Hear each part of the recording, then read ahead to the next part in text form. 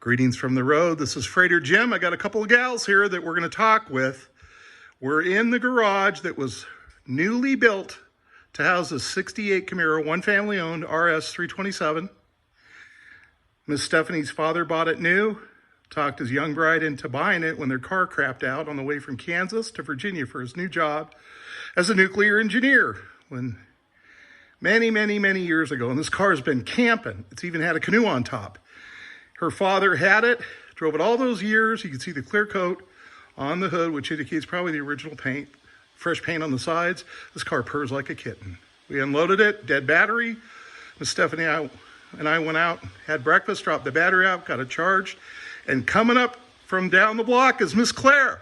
And Miss Claire, she's telling us about her days racing in Bakersfield. And she doesn't think it's any big deal. But Miss Claire, I want you to speak up real loud and tell me about your memories of the Camaros and what you drove back in the day. Tell us about that. I had a 66 GTO. And friends convinced me, this is something that you did on the weekends. Let's just take it out. And we did quarter-mile drives.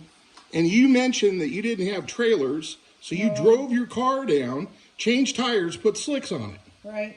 Right. Nobody had trailers. Nobody had any kind of fancy equipment. It was just a weekend thing you did. Everybody put what they had together into boxes. There's no such thing as tubs, but we just loaded everything in the rigs and coolers of beer and went to various racetracks around Southern California. Mostly Bakersfield. Yeah, mostly around there. Okay, so now you find yourself on the same street as Miss Stephanie, and you can be a mentor to her and her husband. And Miss Stephanie, tell us about the tie-in. This is just such an interesting story with your husband and what car he had in high school, which he regrets selling, but things have come full circle. Tell us about that. So my husband grew up in Southern California, and I think it was a 69 Camaro that he had.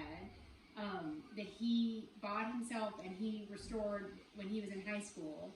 And I don't know when he sold it, but he did end up selling it when he was in his early 20s, and he sort of regretted doing that.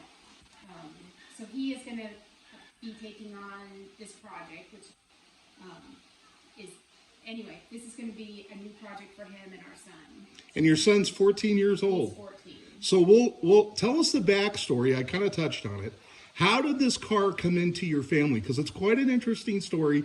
Your mom and dad are going to school in Kansas. Your dad's waiting for your mom to graduate. Tell us what happens on the trip out from Kansas to Virginia. So they loaded all of their worldly possessions in whatever car they had. And I keep saying Nash Rambler, but I don't actually know that's what it was. But anyway, it was some car.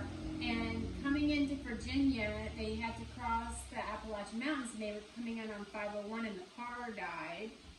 And my dad, they went to the Chevy dealer because they needed a new car at that point, and they were brand new out of school and didn't have a lot of money, so they had to finance. And the car dealer asked my father where he worked, and he told him the name of the engineering firm that he was working at.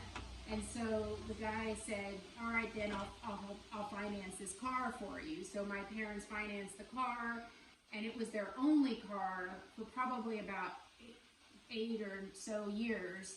They just were a one-car family until later when the kids came along, and then we added a station wagon. So for pretty much my whole childhood, we had a Camaro and a station wagon. But you had the Volkswagen too. Well, yeah, they had the Volkswagen. We don't speak of the Volkswagen because it didn't prove to be dependable. Yes, it was so great. So we just forget about the Volkswagen. So I was around when they had the Volkswagen, but I have no memories of it because they got rid of it. But we did end up with a pop-up Coleman trail camper. That's what's. Oh, I didn't realize that. So your dad at one point, you guys would go on camping trips. When your brother came along. That's when we got the camper. Yeah, because it was too many people. But your dad actually used to put a canoe on the top of this. Yes, my parents had a canoe that they put on top of this. So your dad, a few years ago, approached you about taking this on. He approached you about being the new mentor for this. And you guys took, I'm going to pan up here, they did a wonderful job on this garage, your husband did. It took them a long time to do it, but they specifically built out this garage so they could house the Camaro and they can work on it. And now folks, and this is why this is my greatest car story. I've been hauling since 2006. When you consider the car, when you consider it's a muscle car, when you consider it came across the country from Virginia to Idaho, when you consider it's a father having to take his daughter, convince her to take on the car, and the fact that it's a daughter, okay, and the fact that it's a muscle car being used as a camping vehicle, a family vehicle, this just doesn't make any sense. And you've got someone reunited with their high school car, and it turns out to be just a wonderful woman. This is my favorite transport I've ever done for those various reasons. I just love this opportunity. This is a great family, and now they have a 14-year-old son. So all three of them are going to be working on this car. It runs and drives now, but they're going to work on it to bring it back to even better running condition. They're going to enjoy it. And this isn't going to be a trailer queen. This is going to be something that the family's going to have fun. And then down the road, Miss Claire probably will drive it. So you got Farmer John, an actual farmer that lives a couple of houses away. Farmer Tim. Farmer Tim has an old International Scout. He's an actual farmer. You got the guy across the street. What's his name that I met? Alan. And So then this George, you met George. George. So again, Did he meet Mike that has the Corvette? No. Mike that has, well, we won't, Corvettes are like, Is Mike a nice guy, despite owning a Corvette? Because they tend to be kind of peculiar. Anyway, Nice cars on this block, huh? boy, I'll tell you folks, this is my favorite haul since I've been hauling. I have to sign off. I'm here in Moscow, Idaho. This is great. This is great. This is an example of a car that's always been much more than a car, and now it gets another life with another family, another generation. I love stories like this. Okay, I'm signing off. Remember, drive safe, arrive alive. This is Freighter Jim in Moscow, Idaho. Have a great weekend.